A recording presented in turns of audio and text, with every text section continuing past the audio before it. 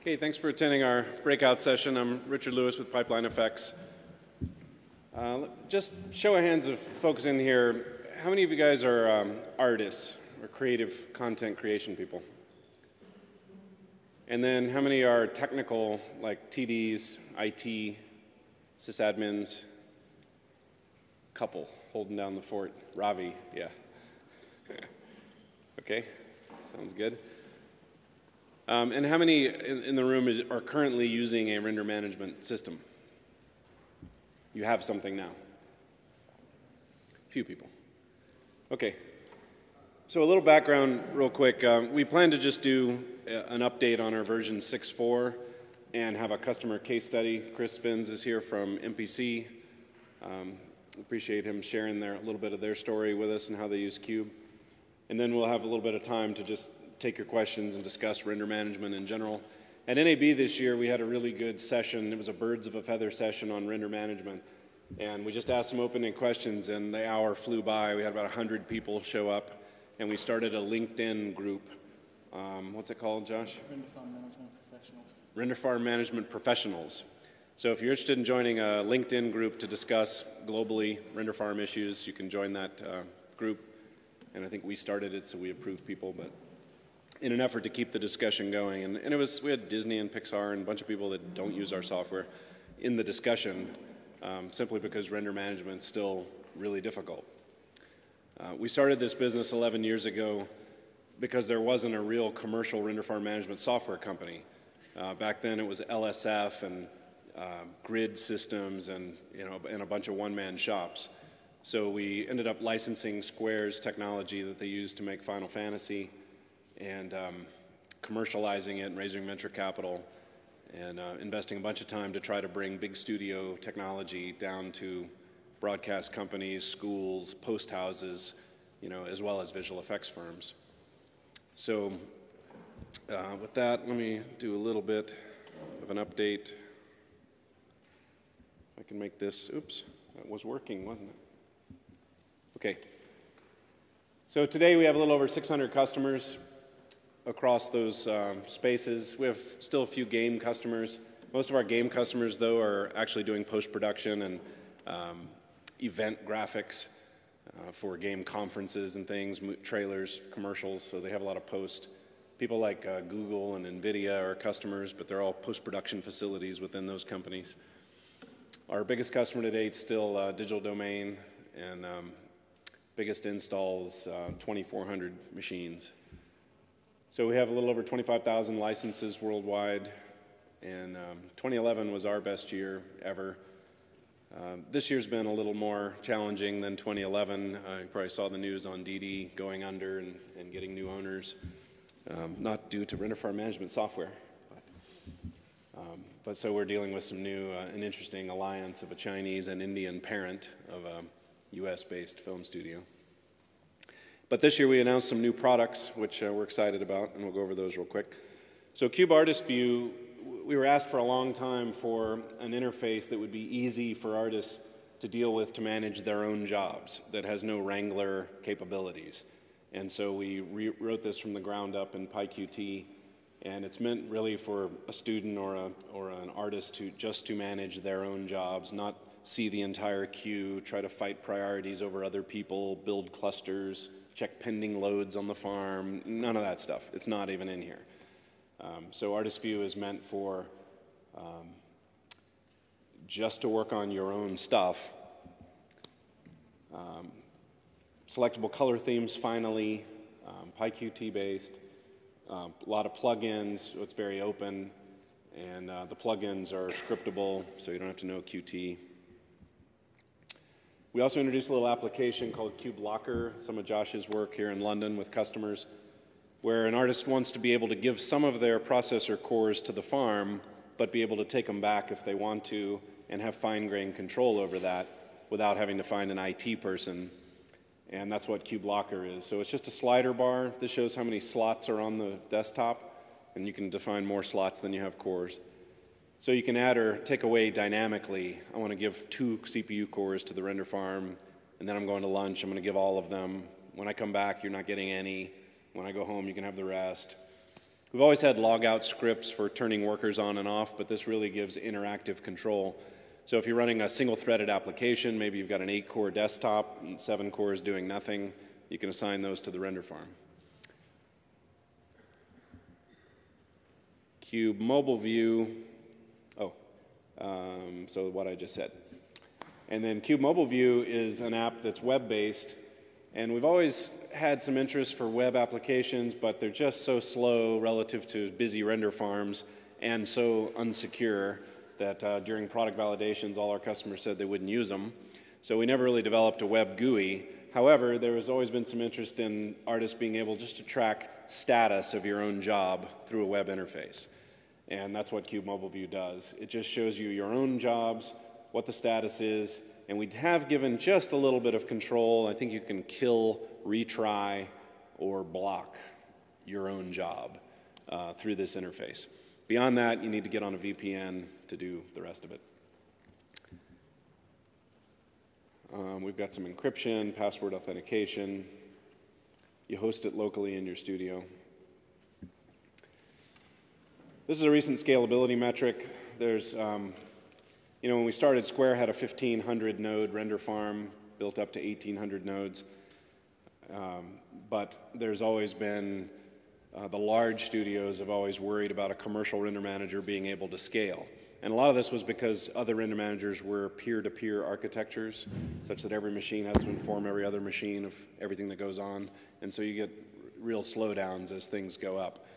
But we were always a client-server architecture designed to have very thin TCP/IP traffic and to be able to scale. So recently for Jack the Giant Killer, DD was running their supervisor on the same 8-core blade as their render nodes, 24 gigs of RAM. They did about 10,000 jobs a day, about 400,000 frames a day, keeping around 60,000, 70,000 jobs in the queue, and working up to 2,400 hosts in 3 data centers. So that's also an interesting thing, is the data centers had pretty big backbone connectivity, but one was in Las Vegas, one's in north of Vancouver, and one in Vancouver. And so it's starting to spread out a bit. Quick update on Cube 6.4, which we just released, and we'll be releasing 6.4.1 in December. We've streamlined our installers, which we're also rewriting. So the 6.5 version, you should have a single click-through install across operating systems, finally. So supervisor, I want these things. Worker, I want these things. Go. And it'll even download it all from our FTP site in the installer and put it in. You can now check or repair the MySQL database from within our GUI. We did a bunch of GUI improvements. One of the big ones is improved reasons jobs are pending. There's a lot of reasons a job could be pending, and we only displayed the last one, but that may not be the real reason, so now we've cleaned that up. We have a max user priority threshold now, so if you never want your artist to have higher than, let's say, a 5 priority reserving 4.3.2.1 for the Wranglers, you can finally do that. A lot of customers, big fights between the Wranglers and artists, just constant cranking priorities back and forth. So now this max user priority won't be available to the artists, and you can stop the war. Frame retry has now been improved to force migration to a different host. So many times you have a failed frame, there could be something wrong with the machine it's running on, but it's a busy farm, that's the only machine that's available, and as soon as it fails, it retries it to the same machine and fails again. And so we can now force that to be on a different host. We used to call it dynamic allocation, but now we're calling it load once, I guess, Josh tells me, and trying to describe the technology. But this came out of Square's Final Fantasy pipeline, where it was a 100 base T network with F700 first generation NetApp storage rendering on P3 and P2 single CPU servers, trying to get Final Fantasy scenes rendered. And what they figured out was if they just started the application once and kept it resident in memory in prompt mode, transferred the scene file once, and then rendered as many frames in the sequence as they could, they would save all of that disk network transfer, disk I/O, and the time to load and restart the application. So that load once stuff we now have for Nuke and Houdini. And even though Nuke, a lot of frames are very fast, you still have to restart Nuke, copy the Nuke script per frame, and we subtract all that with this load once. You can now submit Maya layers as individual jobs, was a request from a customer. We've improved 3ds Max job type stuff quite a lot. Squint Opera is a customer of ours in London, and they are a heavy Max user, architectural visualization. And so one of their guys has worked with us quite a bit on having the cube job type do everything they want it to do with 3D Studio Max. And we've just introduced runtime path translation. So this was for a big Indian studio that they like to render across Windows and Mac and Linux. They don't care, they just want it rendered. So it could be a different processor, different operating system, and they don't want to think about it. So when you submit it, if the supervisor has a machine that's a different operating system, it will do the necessary path conversions to get that job onto that machine for you. So it's a runtime supervisor-based path translation. And I think that's the update on 6.4. So before we get into Chris' case study, any questions on that stuff? We can open it up after Chris's back and forth. All that makes perfect sense. It's okay. All right, so with that, I want to introduce Chris, and maybe I'll just stay here. Is your mic live there, Chris? Can you hear me? Yeah. And I'll just ask Chris a few questions in terms of their using Cube. So Chris is actually the head of the data lab at MPC Advertising. And though our software is normally used just for render management, rendering is just calculating or processing things. And data lab is certainly lots of calculating. So Chris has figured out some interesting uses. So just tell us a little bit about what you do at MPC, Chris. So I run the data lab. Our main remit is basically to convert everything that comes into the building into standard formats for either editorial or for VFX and color grading. So typically, we'll do one of two things, which is basically processing dailies for editorial. So basically handling all raw cameras. Typically Alexa, Arri Raw, Red, Phantom, Vicecam, you name it. So we have to sort of handle a whole load of different camera formats, process them for editorial, and then also once the edit's been done, we'll basically get them in and process them for 2D, 3D, frame ops, nuke, and going into the grade. So we started basically realizing that there was nothing that really kind of did everything that we wanted it to do all of that, to handle all the formats. So there's red line for red footage, something else for Phantom, something else for this, something else for that, and we decided to basically write our own software to basically handle everything that could come in and process everything, so that our operators really just had one bit of software that they needed to use. But a lot of these the issues that we were facing were issues of speed. So we looked into getting render farmers, and initially we started off by just using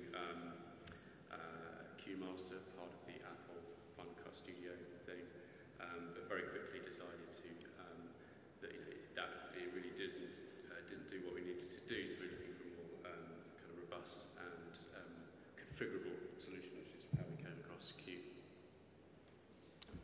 Yeah, so so those things you do, and then, what were, you've said some of them, but kind of your main goals for choosing a render manager. I guess QMaster is a render manager, yeah, and you had been using that before. It is. The problem with that was that it was very difficult to find out what was going wrong with the jobs. So one of the things that that we were attracted to by Cube is the ability to really get proper error reporting and find out why jobs weren't working, if they weren't working, which both helped work out our software as well, because we could easily kind of make updates to the core software because we had much easier access to what was actually wrong with it. Plus the fact that we could, it's just a lot easier to work out if it was the software that's running, if it was a problem with the files themselves, or if it was a problem with the node that was running them. But really it was down to speed. You know, is getting those renders and being able to turn around huge amounts of dailies.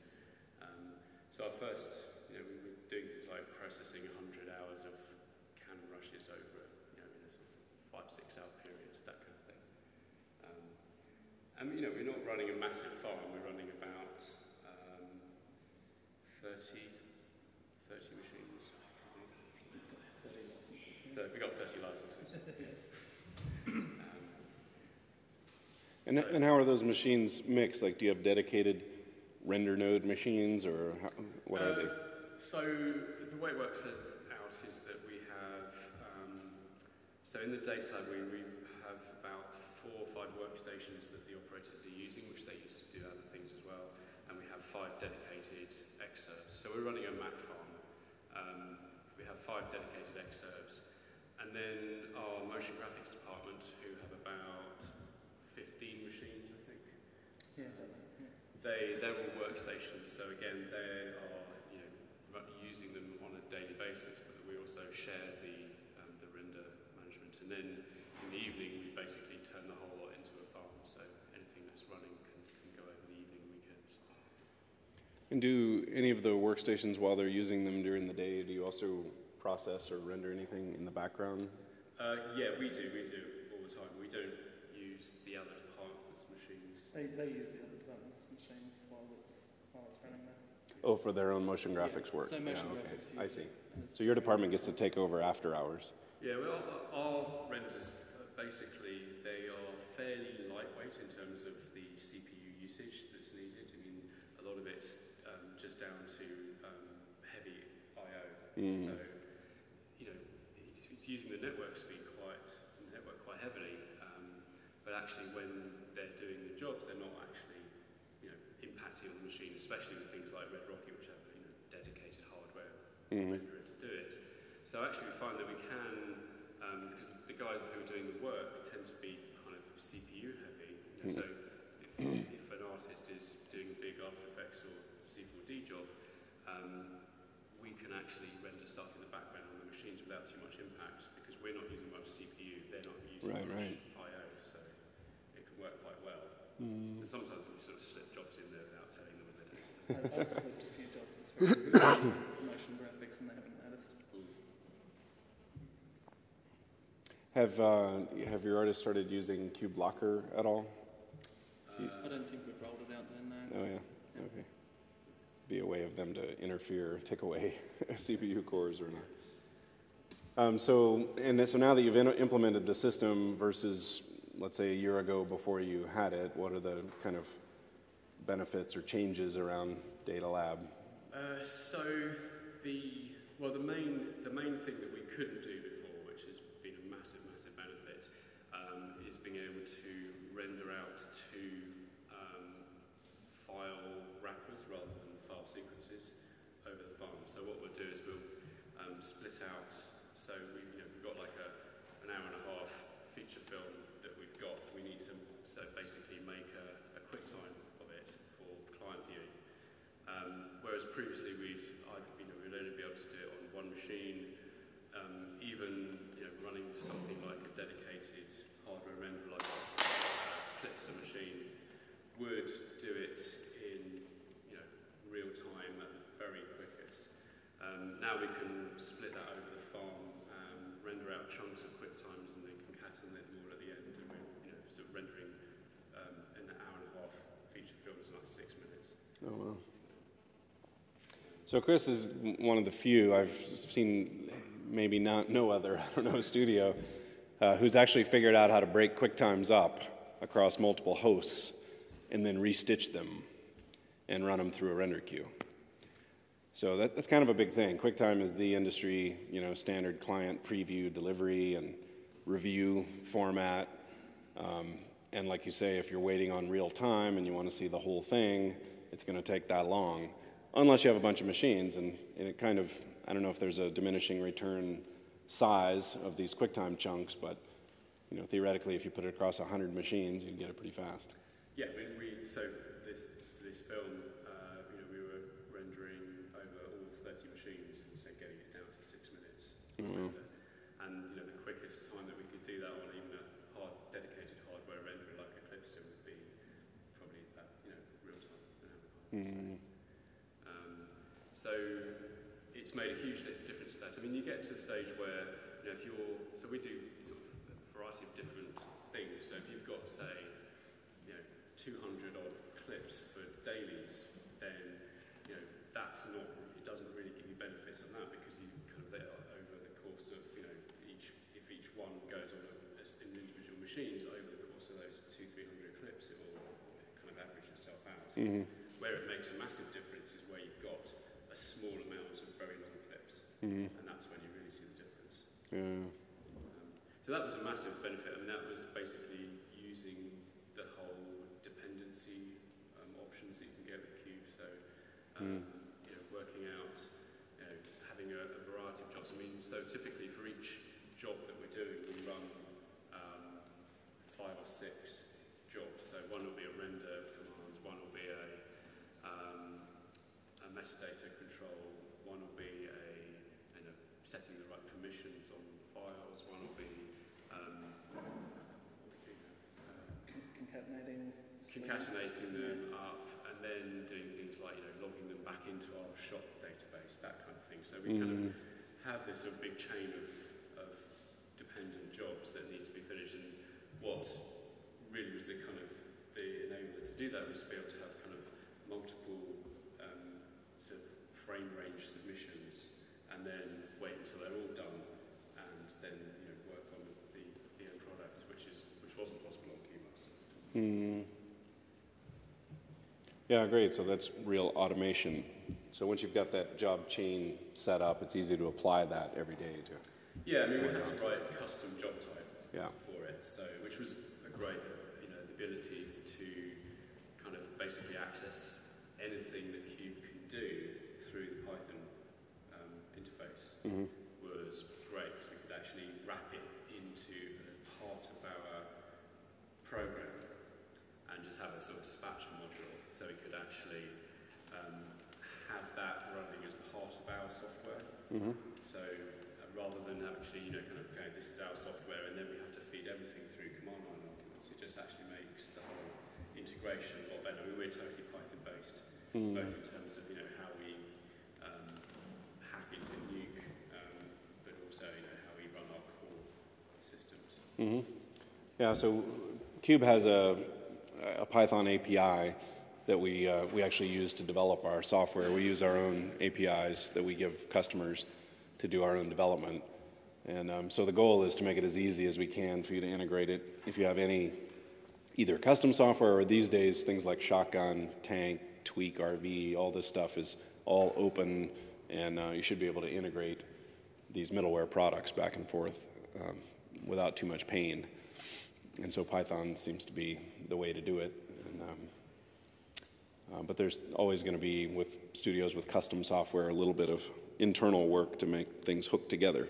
But once you get them hooked up, then so we use, as I mentioned earlier, we use Cube both in the data lab, which I run, and also our motion graphics studio running After Effects and C4D.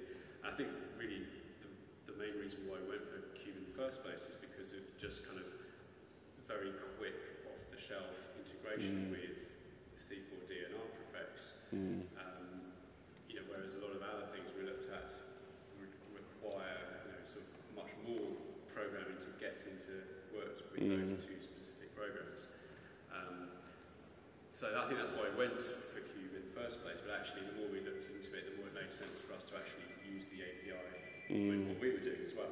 I mean, what we're doing is effectively much simpler, or started out as being much simpler than rendering out sort of After Effects scenes which have their own kind of crazy requirements of sort of users and things like that. But once we started looking at it, it's like, okay, well, we can use all this stuff. So that's when we started developing things like QuickTime concatenation, MXF concatenation, to speed up lots of items of our workflow. And actually, this system's now, we're replacing all our content agents and things with this system. Oh, awesome. Yeah, so MPC has commercial divisions in London, or New York, LA, That's it. and London, London, New York, and LA.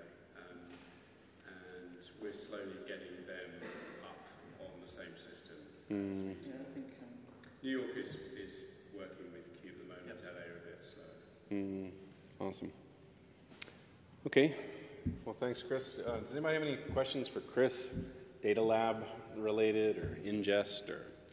Yes? You said you're running about 30 clients. Is it archiving or workstations? Is there a reason you have training? Yeah, we're kind of split into, I mean, that's pretty much all the Macs in the building. But most of our other machines are all Linux-based and run kind of a whole different suite of software.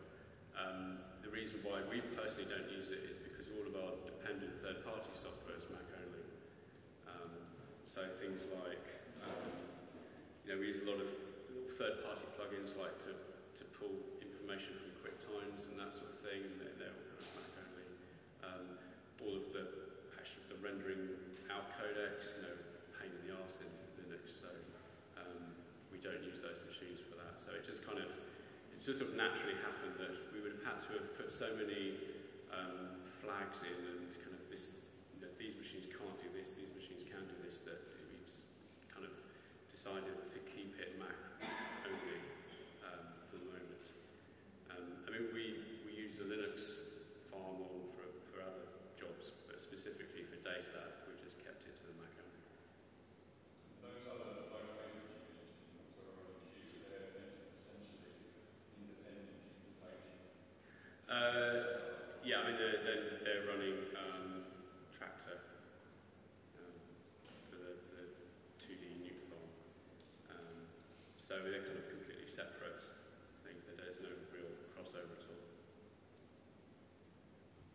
We met with the pipeline guys in NBC 2 years ago, and they were already a year into Tractor development, so never really gave us a shot on the 3D side.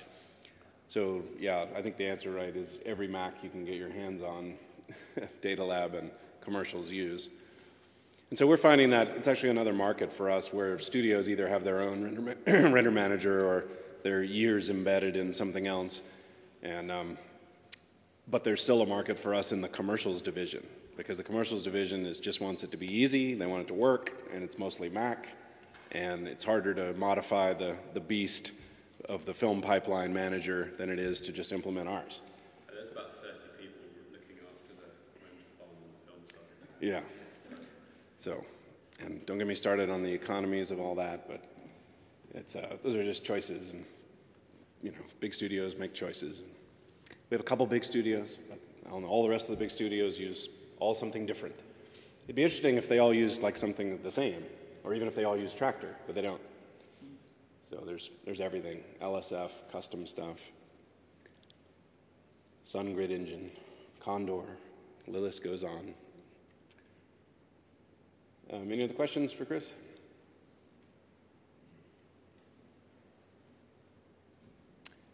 Okay, and then we just wanted to open it up. We had, again, a great talk at NAB, just asking people about their render pipelines. I haven't introduced Josh here, but Josh Braytag's our London-based engineer.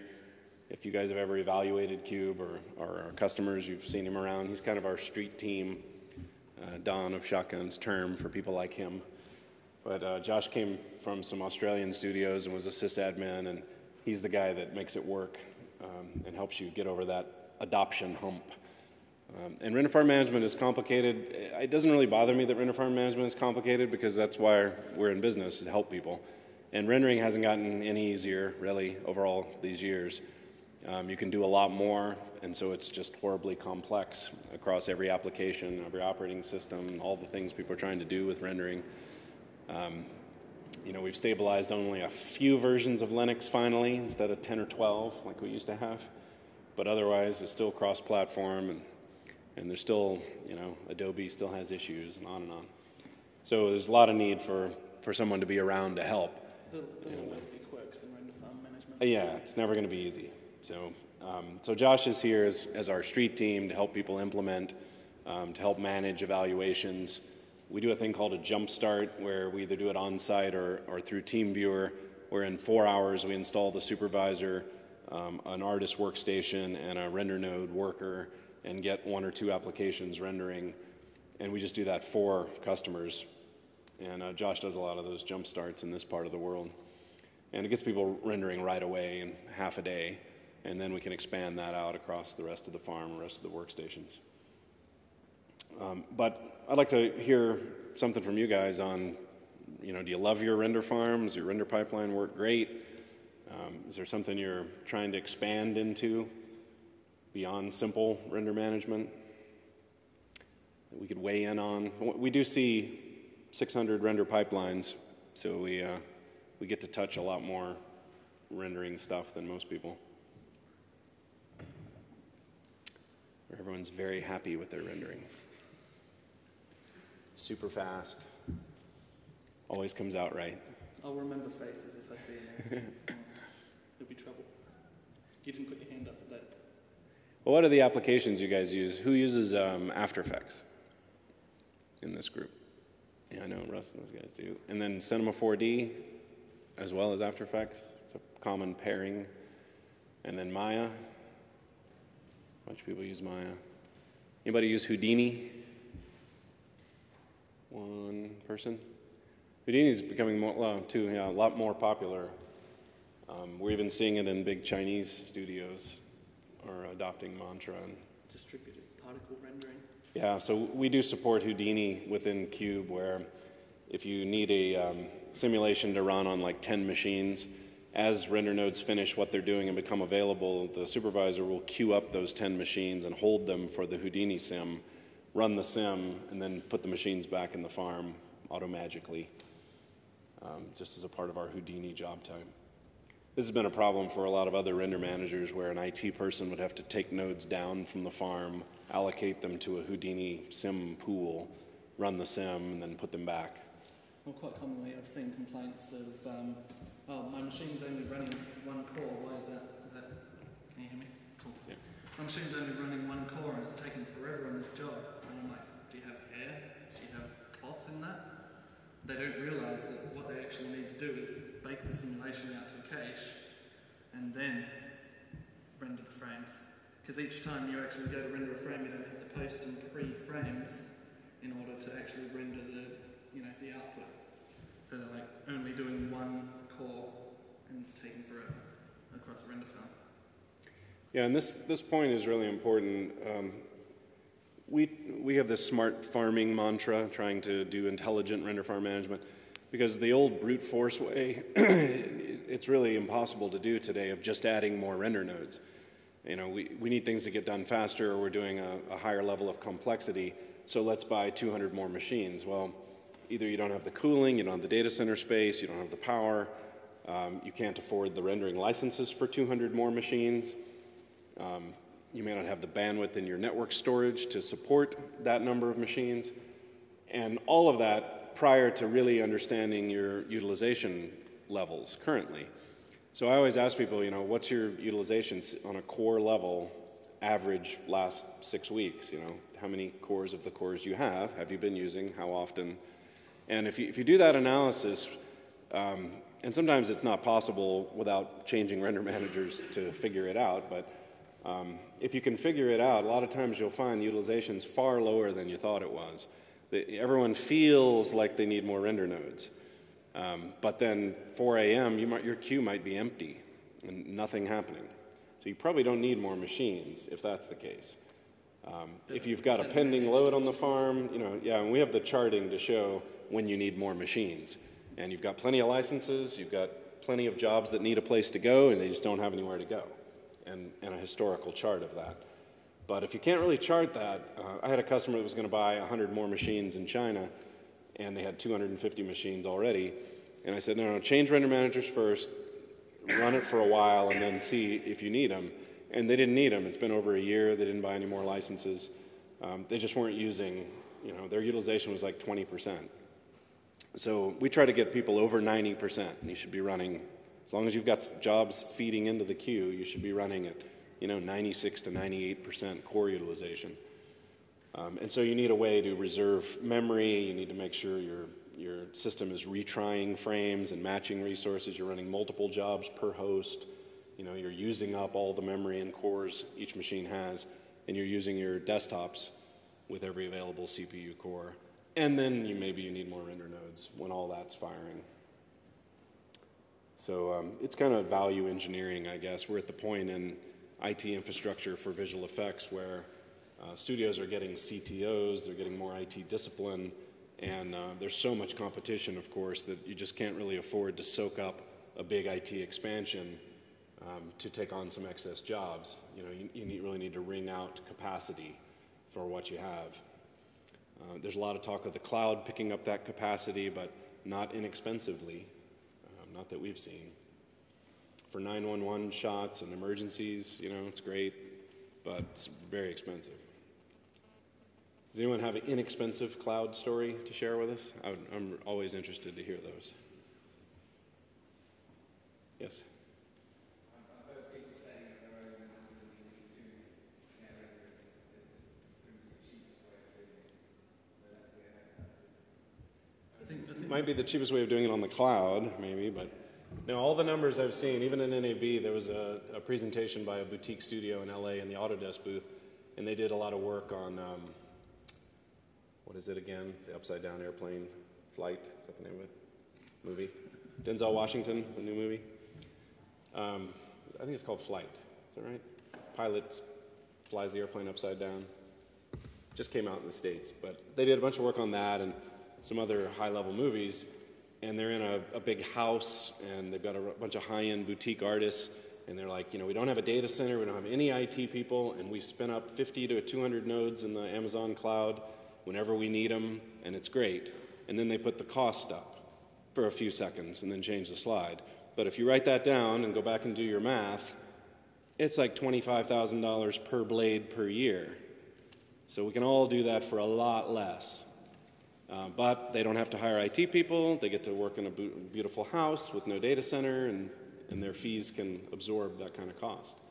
So if you're a boutique, highly paid VFX firm, then the cloud, you know, it's convenient and expensive. And you've got security on top of that. You won't pass the security. They're passing security, I guess. You know, that's always been an issue. It's been bandwidth, security, and licensing. Today, most render licensed software companies are renting their licenses, Pixar included. You can pretty much get the software. And the bandwidth is not so bad anymore. You can lease bandwidth to a data center somewhere. Security, you need, you know, you got to trust that and pass NPA audits on your own. But really, it's cost. It should be less. The biggest cloud provider in China's pricing is more expensive than California data center operation costs. It's just more. So, you know, I've been watching this. I went through the whole storage as a utility around 99, 98, 99. There were public companies coming out, funded $100 million. You're going to plug your Ethernet cable in the wall. You'll get it on your phone bill. You'll have tier 1, secure, high-speed data storage as a utility. Does anybody have that? No. Oh, they all went out of business because that never happened. Because tier 1 data storage is really expensive, really hard to manage, takes very expensive people to manage it, and bandwidth is really expensive, and it never happened. So just because it could happen, because the internet happened, doesn't mean it's going to happen, because the economics don't work. So, yep.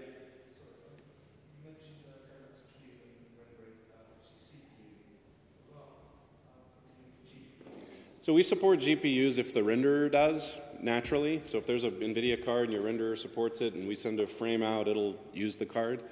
But that's another one of these, you know, how are GPU rendering going to affect rendering in the future? It's okay for some things, for lighting tests, but a GPU's memory is always going to be much less than a computer's memory. And so the way to I've thought a lot about this, and the way to think about it, if your competitor can render something at a higher quality, longer format, or something, they will, if they can. And you can, because there are CPUs out there. And so people will still do that. So no matter how big and bad a real-time card gets, a computer is going to do more. And if you think about how big are the data sets I'm going to need to deal with, would it be useful to have an accurate 3D model of the city that your film is taking place in, inside and out, and the country that you live in and the whole world and the solar system, yes, it would be useful to have a really accurate model. Therefore, we're going to have accurate models of those things that are going to be gigantic data sets because you can have them. And if you have them, they're not going to fit on an NVIDIA card. You know, and that's just going to keep going. So it'll always be a little piece of the pipeline and useful, but it's not going to change the need for offline rendering. Offline rendering will always be here.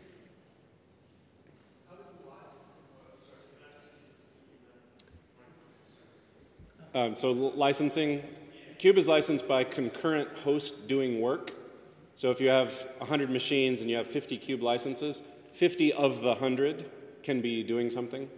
So the supervisor will dispatch as many jobs as will fit on a host, and you'll have one host per license. We don't license anything else, so you can load the GUI, the plugins, everywhere.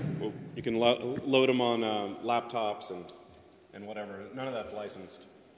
We just license the number of concurrent machines doing work, which makes it easy to rent licenses, so you can dial up with a credit card for $2 a day another host off the website.